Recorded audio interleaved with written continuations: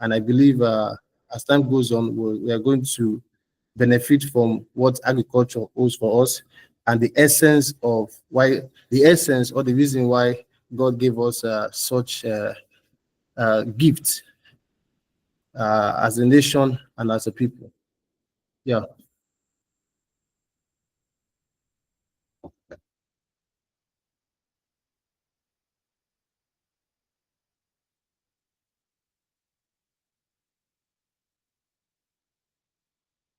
Hello? Sorry, I think Chidima just Chidima, I don't know if you can hear him. You are mute if you're speaking. Hi. Okay, my network. I lost you guys for a while. I actually thought it was his network. I was waiting for him to go on. But yeah, okay. Thank you very much for that brief introduction. Okay, so you mentioned something about challenges, right? But before we get there, what are some factors that you feel like people should consider when sourcing for export worthy products? And then when we talk about these factors, then we'll know how they are getting it wrong. So what are some key factors to consider when sourcing for these export products?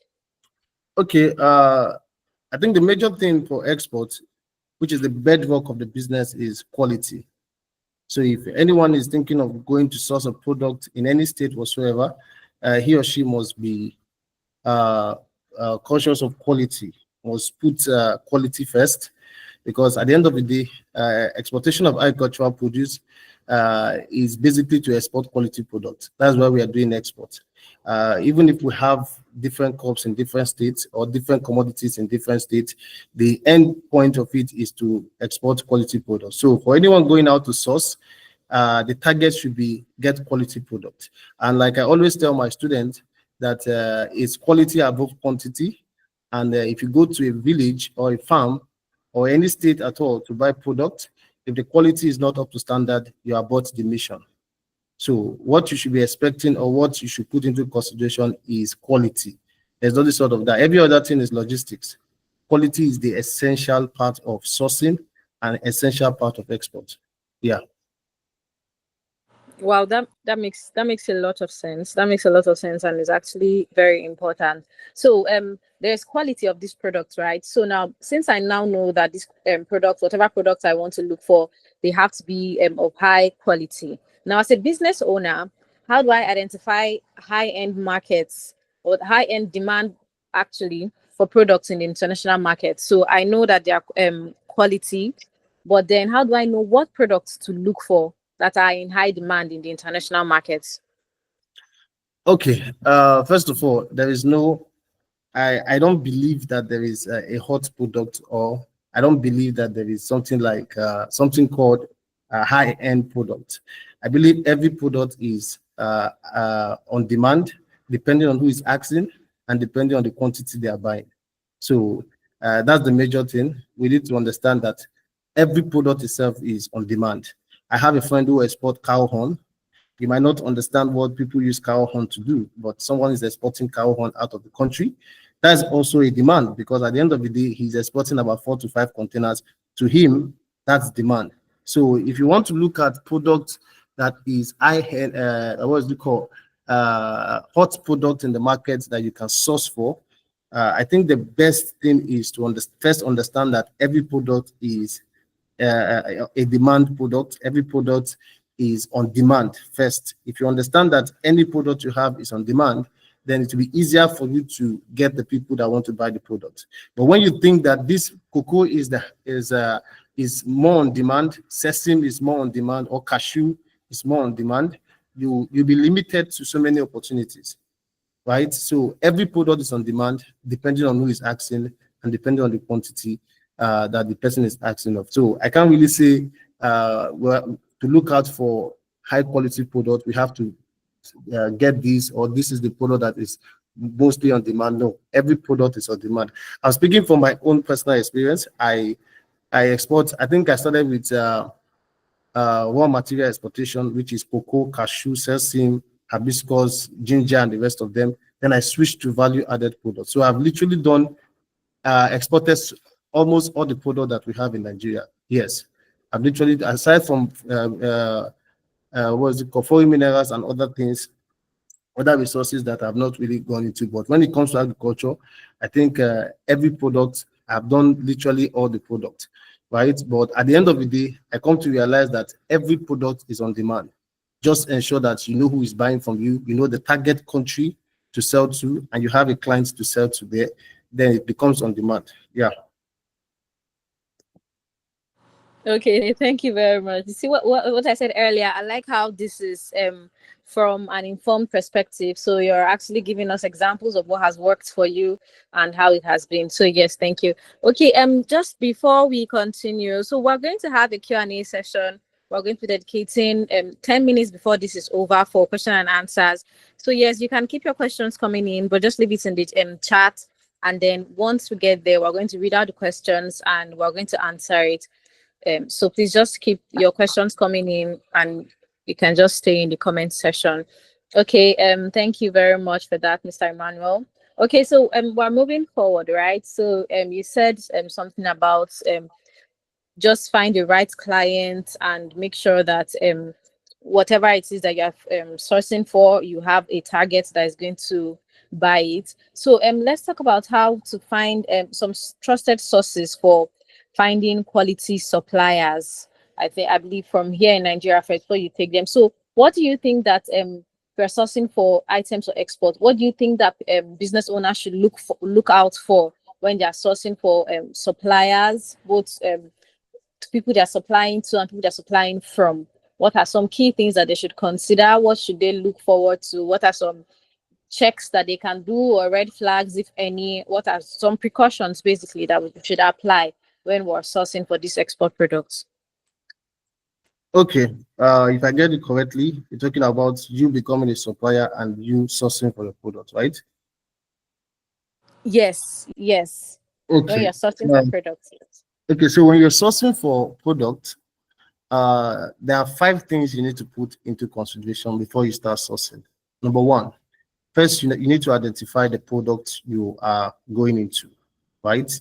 Once you identify that you're going into this particular product, let's say you want to go into cassava, for example, you're looking at Ogun State, you're looking at some parts of the East, but literally you're looking at Ogun State and Ibadan. If you're around Lagos, right? Then once you're able to identify your product, then you look at the state or the location of the product.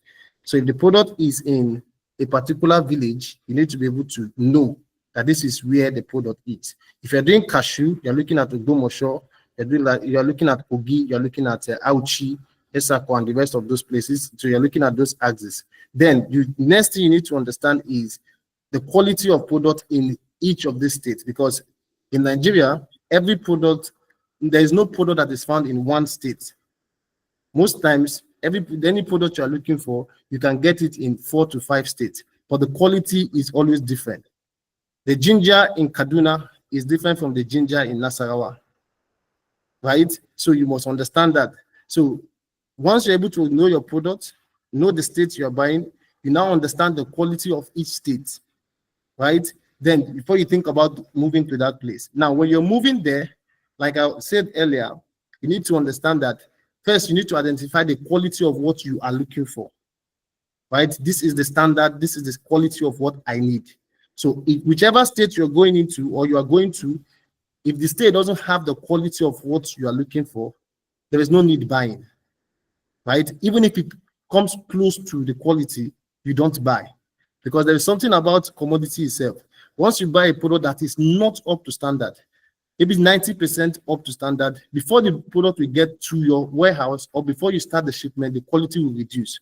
So there's no need buying when you get to the state or the village, buying product that is not 100% the standard of what you're looking for. At the end of the day, the standard you're looking for, the quality you're looking for is coming from your client. That's what the client needs. So you are supposed to get exactly the quality that the client is looking for. So once you're able to identify the state that you want to buy or the village you are going to, then you must understand the quality they have there, which brings you to diversifying into different states. If you have staff, someone like me, if you have staff like mine, I push them to more than 5 states if I want to buy products. So somebody can be in Auchi in Edo State, another person will be in Kano, another person will be in the Ogbomoso. So I split them like that to get the quality of what they have there. Then we can now agree to buy from a particular state, right? So once you identify the village or the state you are buying from, the village, you go there, you check the quality, right? Once you check the quality, if it's okay for you to buy, you buy. Now, the limiting factor when it comes to purchasing is different. It's not like you are going there to see the product and buy. There's what we call see and buy. See and buy is where you have to see the product before you buy. It doesn't work like that in some villages or in some states. Suppliers and farmers in the village will not bring product out for you to buy. You either give them money so they can go and bring the product inside the bush. So you must understand that if you are going for sourcing. So what are the measures? The measures you are supposed to put in place if you want to get your supply is, if you apply see and buy, it's going to take you time. And don't forget, every contract comes with a time frame. If a white client is demanding a product from you, there's a time frame he's giving you. Your contract has a time frame. So if you want to do see and buy, it's going to delay you. Right? It's going to delay you because the suppliers will not agree to go and bring the product. So in some cases, I will speak for myself. In some cases, I put on my boots, I enter into the farm. I see the product itself and I pay from the boot, which is very risky. It's very risky. Back then in 2017, 2018, it's a bit okay, but now the risk is high. So you can't just enter the bush and because you don't want to give money, you just decide to enter into the bush and start buying product. It's very risky. But back then we enter because we don't want to give anybody money. So you must understand in the process of sourcing, these are the things that will come up, right? You'll be either forced to give someone money, sometimes somebody you don't know before, but the person will assure you that give me money, tomorrow morning, go to your hotel, tomorrow morning, I'll bring the product for you, right? You come and see the product. Sometimes we've had incidents where we give money and the person vanished. We can't find the person anymore. So we had to apply some security measures and all of that to be able to get our money back, which sometimes it doesn't work. So you must have that in mind, that you're going to a village where you know nobody, and the system of purchasing product there has to do with either giving money and waiting for them to bring the product, or you have to go there yourself. Now, if you come to suppliers, you now becoming a supplier, maybe you get the product and you bring it to your location in Lagos, or maybe Port Harcourt, you want to ship from Port Harcourt or Lagos. The product is with you. You are now a supplier. When you were in the bush, you are a buyer. The product gets to your location, you are a supplier now because you want to supply to your own clients, right? And if you want to supply to your clients, how do you get suppliers that to supply to? I don't know if that is part of the question, so that I will not kind of move further. Is that part of the question about the buyers you want to send your product to? Is it part of it? Yeah, I mean, since we're there, we can just address it. Okay, so once you get your product to Lagos and you are thinking of shipping your product, how you get a buyer to buy your product is a different topic entirely. It's a different topic entirely. It's different because you first need to identify the kind of export you want to go into. There are two kinds of exports. There is a value-added export and there is a raw material export. Right? If you are doing raw material, you're looking for a buyer. If you are doing value-added products, you are packaging it, you are labeling them, you're looking for a distributor. You're not supposed to be looking for a buyer, right? So let's say, how do you get a distributor? That's another topic. It takes a lot of explanation for us to arrive at the end point, but I will try and make it a bit brief so that we can understand. Now, how you get a buyer for a product? If you're doing cashew, you're doing cocoa, you're doing sesame, you're looking for a buyer. How you get a buyer? You first need to identify the state, the country that needs your product, right? You cannot be exporting ginger to Peru. Peru have ginger. You cannot be exporting cocoa to Ivory Coast. Ivory Coast have ginger. So you have to look for a country that doesn't have that product, and that's your target market. Now, there are many systems of getting buyers in those countries. The most important one is a face-to-face client, where you have to go to this country and look for producers there, because every raw material, the buyer is not selling, the buyer is processing. So you're looking for factories that buy raw material to process. If you are doing value-added product, that's where you're looking for someone to distribute, to take it to the supermarket or distribute to household and the rest of them. So you first need to identify the state or the country that needs your product. Then it's either you send somebody there or you go there, or you start doing what we call bombing. Bombing is basically going on deep online research to get this client. So you are searching on a particular state, particular country, a particular factory that produced this particular product. If I'm doing training, I can kind of explain it more better because I'll be doing more graphic and showing the system that follows. But for now, I can't really explain all of this process. But I will just, let me continue. Let me try and see if it's something I can explain for everyone to understand. Now, you do bombing. Bombing is simply you go online, you search producers or importers of this particular product, right? Once you type the importers of cashew in, let's say in Indonesia, right? You type in importers of cashew in Indonesia, you see different companies will pop up. Most times it pops up in Google My Business, right? Where you can get the contacts, the emails, and you get every information that you need. You get it there. Then to reach out to them is not something you send them mail. Most of your email is going to come out as spam, right? So there are more advanced way to reach out to clients. So you do that, you'll be able to see different companies that buy cashew to process to finish products, because that's your target market, right? If you're doing value-added products, packaged product, maybe you're doing palm oil, you're doing fufu powder, you're doing pandu, crayfish, and whatever. Your target is African stores, most importantly. So when you do the same search, you're going to see African stores. The system of sending them message is different, and that has to do with a well-constructive message, and also giving them an opportunity to know that you're going to be sending them a sample product. So it's not something that is quite easy to just get a distributor like that. You have to spend money, you have to process your product in good quality and send over a sample so they can verify the product and all of that. So it takes a whole lot of process. But I think I will stop here because there's little I can explain. I like kind of having a graphic way to break everything down.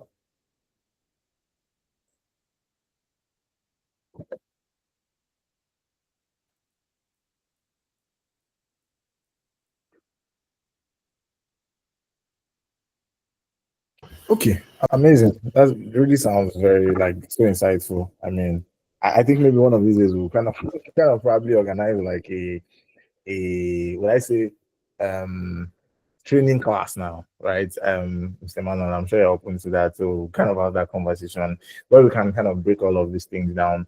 I mean, this is also part of what we kind of are trying to do for some of these merchants on Coraway basically.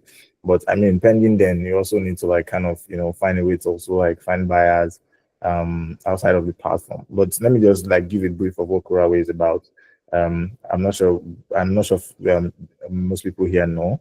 So Coraway is more like a platform where buyers find you, right? So that's very simple. So if you have products you source or you have stuff you kind of export, you can just get them listed on the platform. Buyers would be able to like send you messages there and kind of take your product basically. So that's just a summary of what Coraway does. So I think moving to the next, so our goal is to finish this before within our next let's say 15 minutes, right? So we don't intend to spend more than 1 hour here.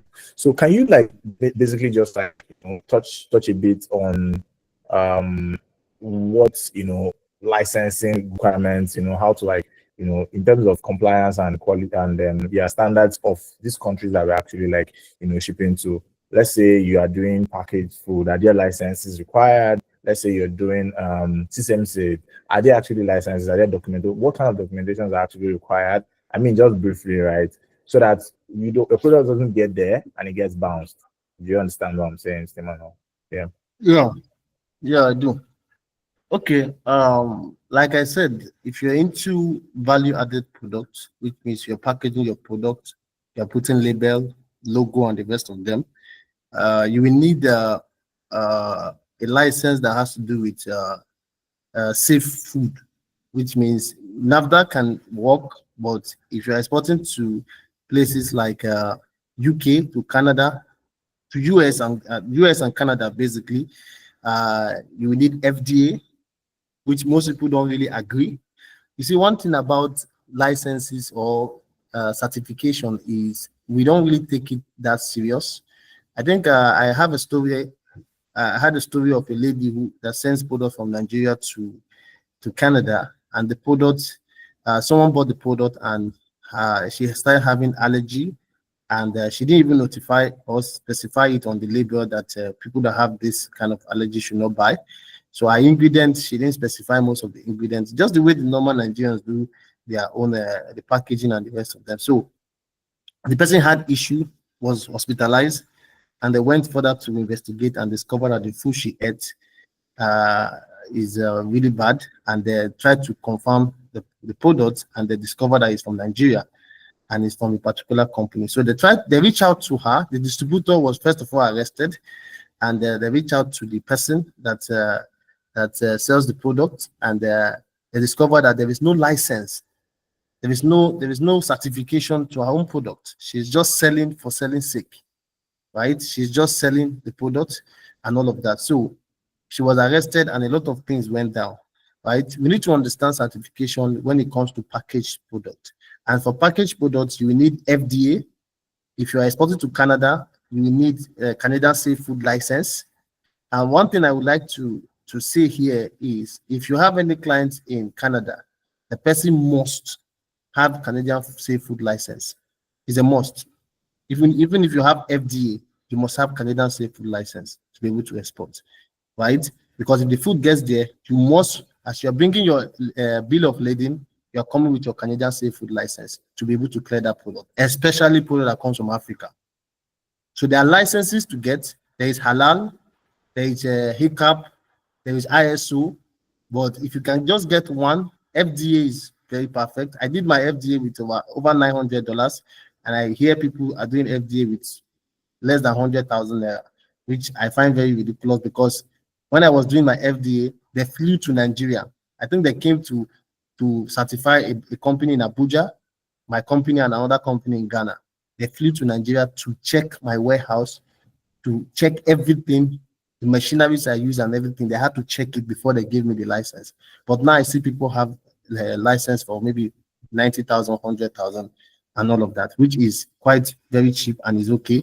So we need to understand that there are licenses you need to have. If you're doing sesame, you're doing cashew, you don't really need license. What you need is SGS to confirm the certification of the goods and the specification for the goods.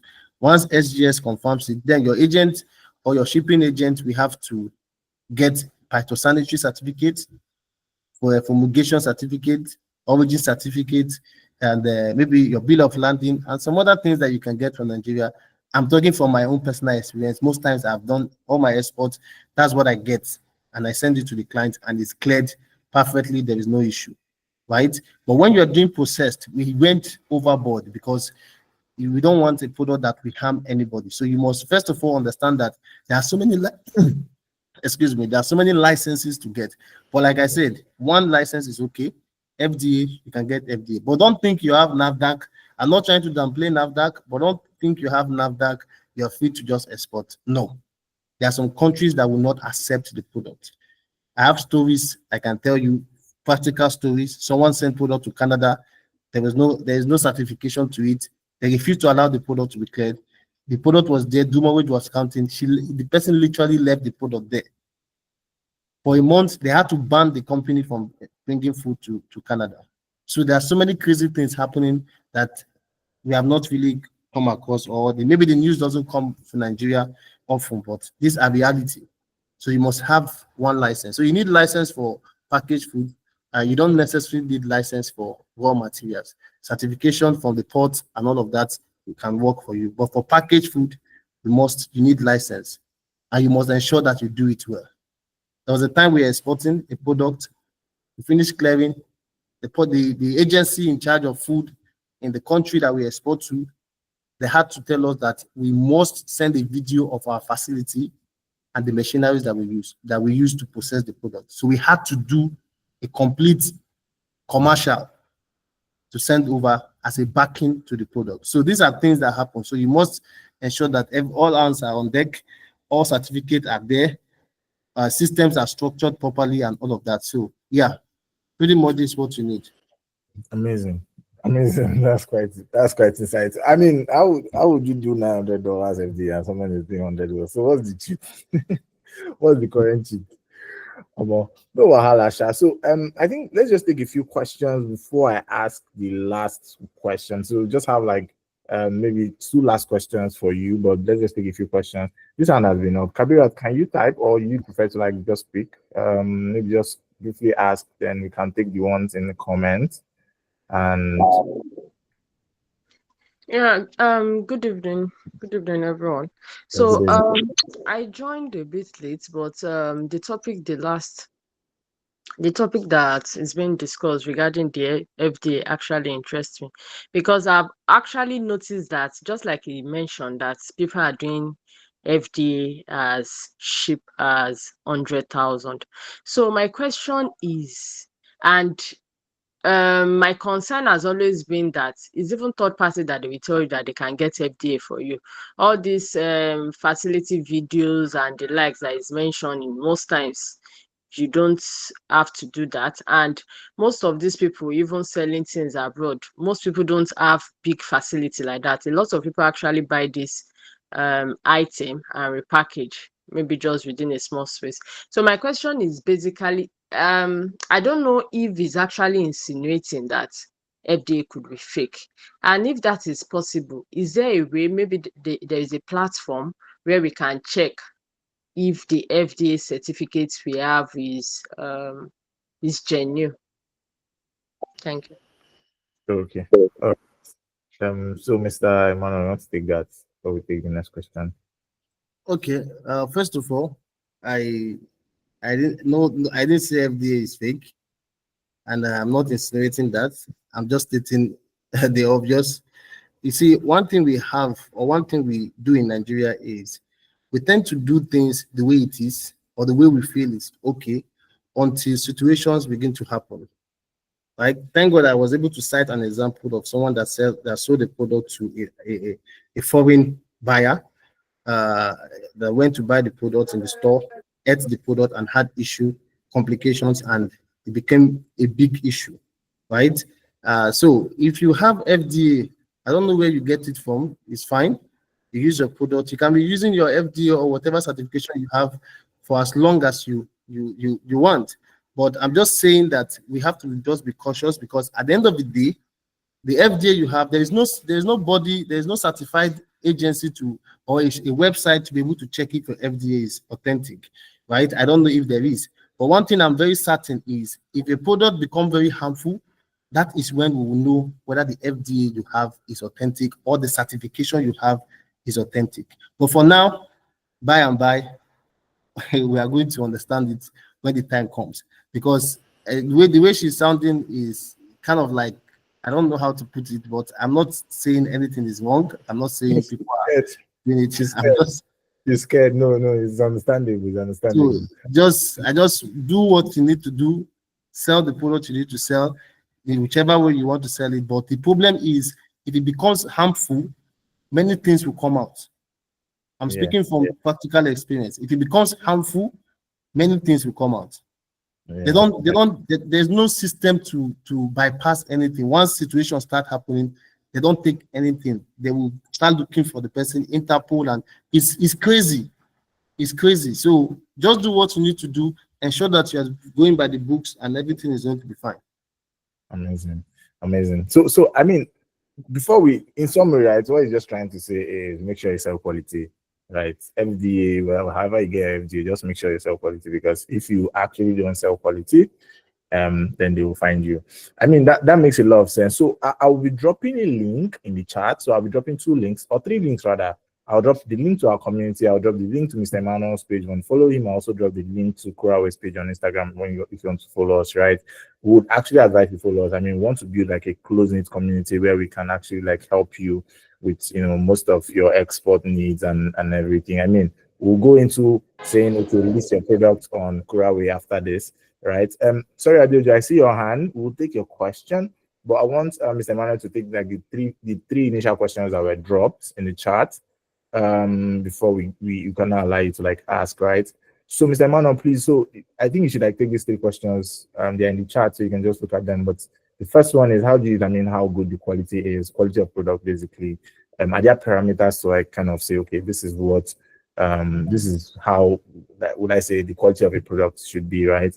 How do you also find clients basically? That was Steve, I was asking that question. So how do you find clients? Steve, first of all, go and list your product on Kuraway, then but Mr. Emmanuel will answer the rest, right? So Atiko also asked, can I learn everything about exporting online?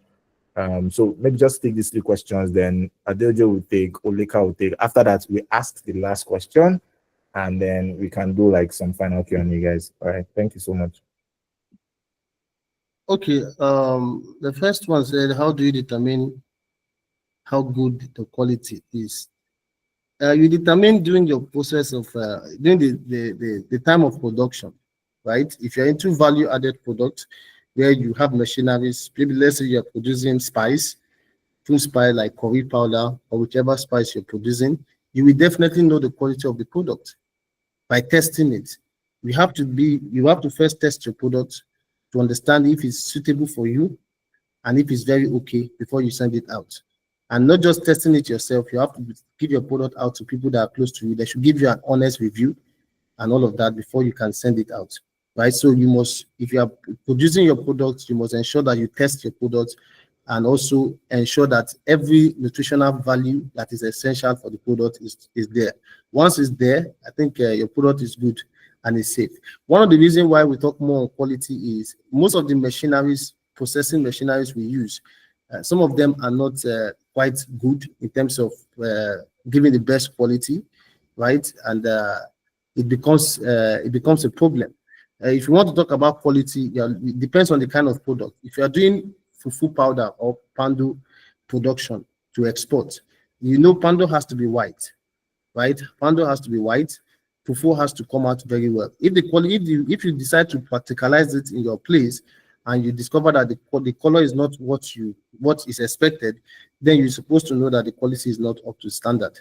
Then you have to work on it again. Most times when we do production, we tend to do production 4 to 5 times, practicalize all of them, then we can come out and say, okay, this is what we want to sell.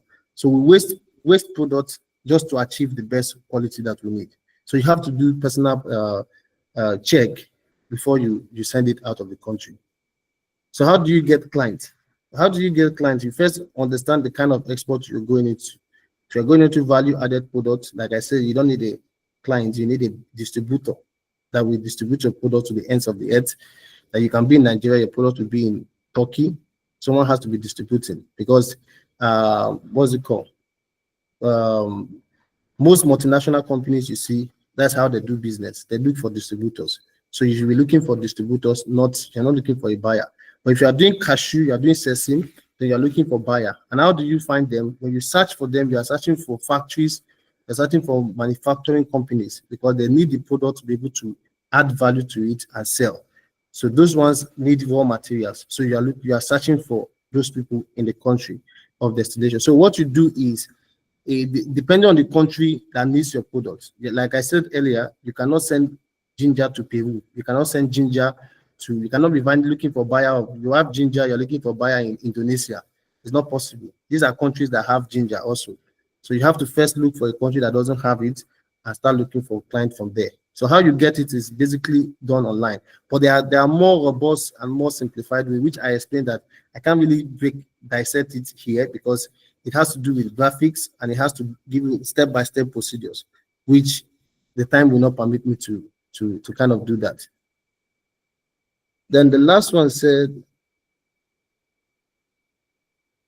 can I learn export? Can I learn everything about export online? Yeah, theoretically, yes, you can. ChatGPT, what's it called? AI, whatever. You can learn exports directly from there, but practically, one thing about learning online is at the end of the day, by the time you come face to face with the business, you understand that everything you saw online was just theoretical to give you a heads up, but the real work is done on the field. So if you want to learn export, most times it has to be practical. So if anybody wants to train you, the person must train you practically. must give you instances and examples practically, must be able to practicalize the product for you to be able to see how to achieve the quality that is required. The person has to practicalize it for you, right? So it is a practical business. It's 80% practical, 20% is English language and logistics, right? So that's it. Okay. Okay, thank you so much for that. Right. Adeojo, please, can you just quickly just take your question? Quickly, so that we can like ask the final question and wrap it up. Yeah. Adeojo, are you there? Can you? Yes, please. Good afternoon, everyone. Um, Can you hear me, please? yeah, we can hear you. Okay, thank you. I want to ask that, having considered the different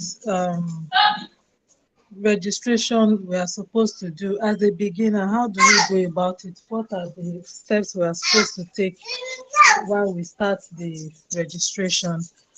Then which are the key registration we are supposed to start with regarding the export? Okay, thank you for the question. Yeah, so I think before like I'll allow Mr. like Manos mention, I think he mentioned all of those things are like depending on the products you're kind of like sending out, FD and all of that. But I'll allow Mr. Emmanuel. Mr. Emmanuel, I heard that. Please, can you take that alongside the question in the comments? Mr. Olika, your hand is up, but I think that's the question you wanted to ask that you dropped in the comments. Mr. Emmanuel can take it. Yeah. Okay, certification or registration. I really want to know, are you talking about the certification you need, how to go about getting certification, or the complete procedures, structural settings on exports? I really want to know, because if you're talking about structural settings, first you need to have you need to be a registered company, CAC, limited liability. However, people think business name can also work, but if you want to do container shipment, most times it's limited liability. If you want to register for what's it called, export license, is limited liability. So limited liability first, then you get a place where you want to do your production if possible, then a certified place that is very okay. Then you option for FDA, or you option for whichever certificate that is okay. Halal is there, ISO is there. You pick any one of them and you option for them. How you go about it, I think the platforms, their website is readily available where you can start your registration there. There are online agents that also help out to do registration for either FDA, and there are some that do registration for halal, for ISO, and the rest of them. So their website are just there where you can start your registration. If you need assistance, most of their platform gives what's it called, as a support and all of that to help you follow up the process. However, there are so many questions that you'll be asked, right? For FDA, like I said, I don't want it's Kabira to fight me this time around, but like I said, it's basically, if you want to do FDA, they'll have to come to your facility, or maybe there are other measures. But mine, they had to come to my facility to check if what I want to produce is okay. Then there's some certification that the person that want to buy from you, we need to have, right? A client that is buying from you, sometimes we have to be able to back the product up. So we need to understand that. Like FDA, some people send product out, and before producing, the client will tell you that this is his label, or this is the label of the design of his own packaging. The design comes with all the certification that the client have. So most cases, you are not doing all of that. You will not be doing FDA. You will not be, some clients that want to buy from you, most of them have all of this certification, which they will tell you. The only downside to that is you will not be using your label, your branding. They will have to give you their own brand. I have a client like that gives me his own label. He has almost 6 to 7 certification on his label to use his label to do the shipment. So it depends on the client you're meeting. In some cases, you don't need to. Just make sure you give the quality, you put his label, you ship it over, and you start to sell. Yeah. Okay, so I mean, the last question was about payment. So, what of payment? Are you paid up front or you supply first before you get paid? I mean, this one is yeah, nobody pays you up front, but I'll allow Mr. Emmanuel to speak to that. Okay. When it comes to payment, it depends on the contract agreement, and it depends on your way of discussion with the client. Right? There are some clients that will pay you 10% upfront, while you want the rest. But most of those clients, the system of payment is the system of shipment has to be CIF. So there's FOB, there's CIF. So the system of payment has to be CIF, where they will give you 10%, and you're going to be the one to run the whole process. CIF means cost, insurance, and freight, which means you're going to be paying for everything. So if you are going to convert naira to dollar, to use it to pay for freight for the goods, you're going to pay for almost everything, clearance, whatever it is. You're going to ensure that you pay for insurance and all of that. So what the client will be doing in most cases is to run the custom process there and collect the goods. That's all, right? So if you are collecting 10%, depending on the client, some clients will give you 50%, but most clients will not give you anything. But definitely they will give you something to back the payment, which is a letter of credit, which you can use. If the letter of credit is authentic, you can go to the bank. Bank will help you out to checkmate the letter of credit. If it's authentic, it's an irrevocable or a confirmable LC, they are going to finance you, right? But financing is not like they're going to give you the money in cash. No, they're going to finance the process. So if you are buying, let's say, cashew from Ogumosho, the person that is supposed to supply you the cashew, the person that is supplying, they are going to pay the person direct. So you're going to collect an invoice for them. So they are going to be paying for most of the items you are buying. So bank will finance you. Nexim is another platform that finance exports.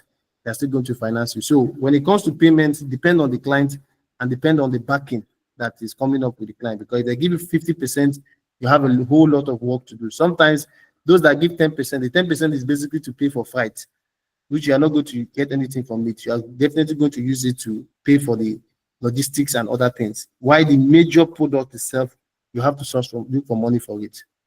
So it's best you get LC than collecting 10% or 20%.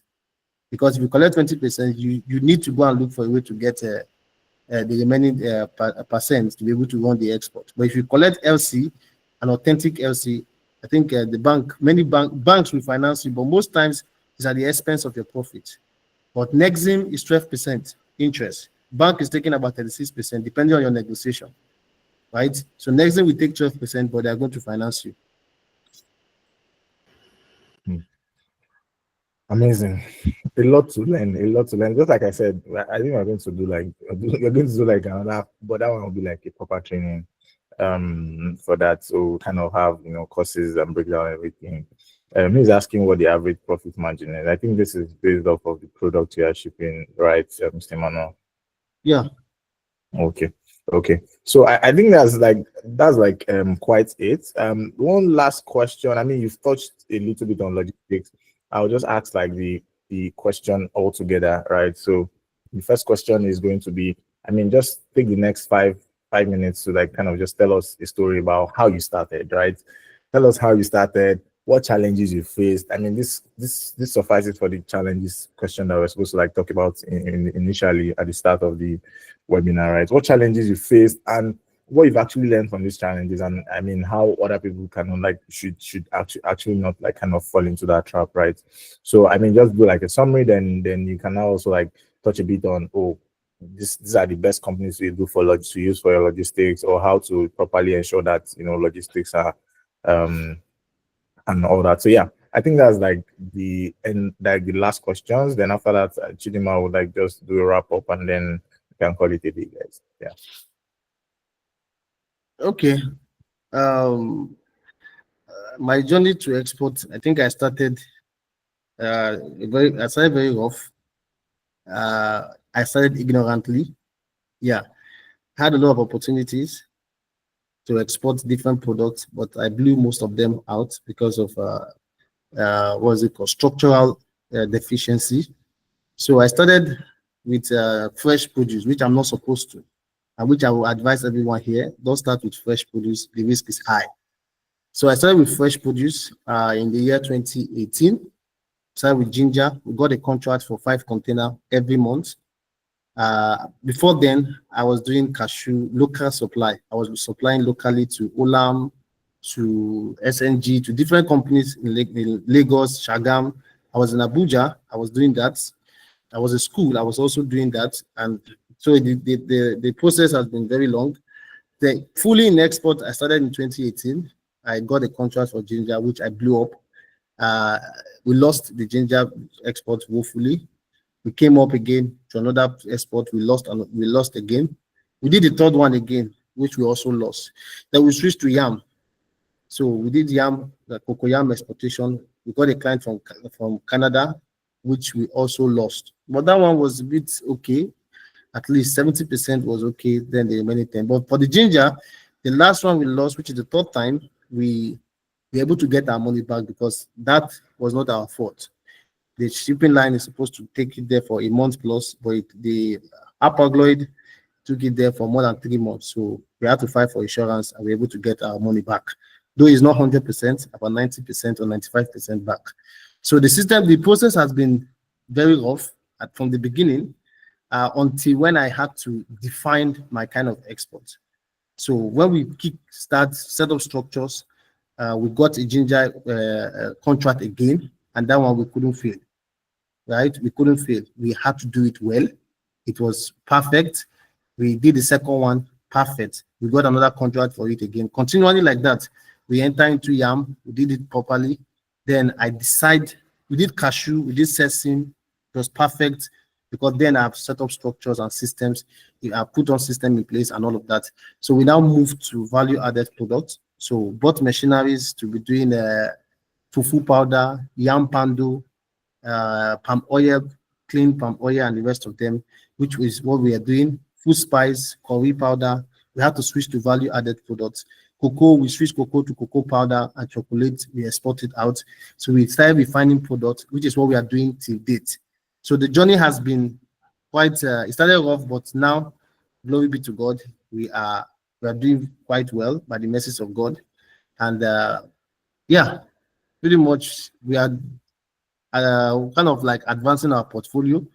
We have partners in Canada, in UK, in America, in Turkey, and so on and so forth. So like that, we are just expanding the horizon gradually. So my remark would be that if you want to start, you start small. Yeah, you start very small. Don't start big. Start small. Understand your product. Start with 2 to 3 products. Create a niche. Understand the product very well so that you can be an expert in that product. Also, you need to understand that you might fail, but don't give up. You continue because the export itself has to do with the quality itself. If the quality is not okay, you will lose everything. So I think for anyone that's tried it before, we kind of understand. If your quality is not okay, you don't speak English. It's going straight to the waste bin, direct. So for the 3 times we did ginger, I paid over 2,500, 2,800 to put the products in waste bin. From here, I send money over to throw away the product. So it's not something that is very sweet to say, but it's something that we need to quite understand that this is how it is. So start small, build your portfolio, build your capital, because bank will give you loan, but at the same time, it's at the expense of your profit sometimes. So you have to build your capital and all of that. So pretty much that's my journey so far. Amazing. Chidima, are you here? I mean, for me, I learned a lot. Yes, I have been wowed. I mean, there's been a lot of information flying all over the place, from the questions to the amazing insights. I mean, when I was reading your portfolio earlier, you were like, "Is this your portfolio?" But I think it's very obvious and it's evident where the portfolio came from, and I like the amount of experience that has influenced all the decisions and all the insights and all the conversations we've had here today. So I think it's a no-brainer when we tell all of our participants to go and follow Mr. Emmanuel on Instagram. Lucky for us, these are some of the insights he shares on his page. He answers questions and all of those kind of things. So yes, I've dropped the links to his Instagram. I've dropped the link to our Instagram as well, and I've also dropped the link to our community, our WhatsApp community, where you can join and keep in touch for more trainings like this and ask questions that you find difficult and about your experience and whatever it is that you would like to know about the export space. And I mean, there's definitely somebody there that will help you find an answer and help you and help guide you through it. So yes, it has been a very insightful session. I'm glad, and I know that anybody that is here would definitely attest to the same, and we've answered all our questions. So yes, it has been a very amazing and session for all of us. So I think we're going to gladly and after being well taught, come to the end of this session, right, Mr. David? That's all right? We're free to go. Yeah, sure. Yeah, sure. So, I mean, one final word from me. So, what we are doing at Kurawe is we're trying to simplify all of this process for people who are into export. I mean, a lot of people want to get into export, but they don't know how to, right? And I think that's like one of the key challenges, and that's why we we had to look out for Mr. Emmanuel, because that's also one of the things he's trying to do. He's an advocate of people going into exports and all of that. So I would just oblige you, if you have products that you kind of export. I will oblige you to go get our merchants app, join our community. You can ask questions. We would kind of guide you through how to list your products, right? But it's simple, right? So you just visit www.kurawe.com, click on the sell on Kurawe, and then start listing your product. Otherwise, you can actually just go to your Play Store, Apple Store, get the Kurawe Merchant app, create your store, sign up, create your store, and then start listing your products, right? I mean, on the app you also get a free e-commerce website, and that's one of the amazing things about our platform. So yeah, I mean that's it basically. Okay. So I mean, we like to keep in touch with everyone here. Thank you all for joining. Yes. Adeyemi, I don't know how will help you. Yeah, Chidima, I think you can go ahead, then maybe if you're done, you can close the call. Okay, yeah. So just briefly, I would like to just say how Kurawe works. So it's a very simple platform, very user friendly. Whatever products it is that you sell, all you have to do is just list your products, upload pictures, list your products, the amount you have available. It's a marketplace basically. So if somebody goes through our app and they see something that they like, which is your product, they reach out to you, and amazingly, we have an in-app text feature, so you can talk to your supplier directly if they want to get anything from you. Also, if they reach out to us, we're going to reach out to you and facilitate how to get your products across to whoever it is that is whoever it is that wants to get your products. And if you have logistics options available, perfect. If you don't, we have a couple of logistics partners that we can connect you to that will help facilitate the moving of your products. So with that, I believe we've come to the end of this session. Thank you very much, Mr. Emmanuel. It has been a very insightful session. Thank you very much, David, for creating this platform. And thank you to all our guests that have been here today. Thank you very much. And we hope to stay connected. Thank you, and have a nice weekend. Thank you, Mr. Emmanuel. Thank you so much. I mean, you can unmute and say thank you to Mr. Emmanuel. All right.